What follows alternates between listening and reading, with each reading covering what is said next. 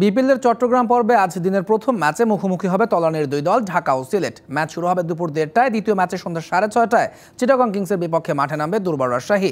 আসরে 7 ম্যাচ খেলে 2 জয় নিয়ে টেবিলের 6-এ রয়েছে সিলেটের স্ট্রাইকার্স। সবশেষ 2 ম্যাচে তারা হেরেছে চিটাগং ও রাজশাহীর বিপক্ষে। টপ 4-এর স্বপ্ন বাঁচিয়ে রাখতে জয়ের বিকল্প নেই সিলেটের সামনে। বিপরীতে সিলেটের চেয়ে 1 ম্যাচ বেশি খেলা ঢাকা ক্যাপিটালস 4 পয়েন্ট নিয়ে রয়েছে টেবিলের তলানিতে। খাতা কলমে এখনও প্লে অফের সুযোগ রয়েছে ঢাকার। অবশ্য সেজন্য নিজেদের প্রতিটি ম্যাচে জয়ের পাশাপাশি তাদের তাকিয়ে থাকতে হবে অন্য দলের দিকেও। অপর ম্যাচে মুখোমুখি হবে চিটাগং ও রাজশাহী। হার দিয়ে আসর শুরু করলেও টানা 4 ম্যাচ জিতে নিজেদের জাত চিনিয়েছে চিটাগং কিংস। অবশ্য সবশেষ 2 ম্যাচে নামের সাথে সুবিচার করতে পারেনি কিংরা।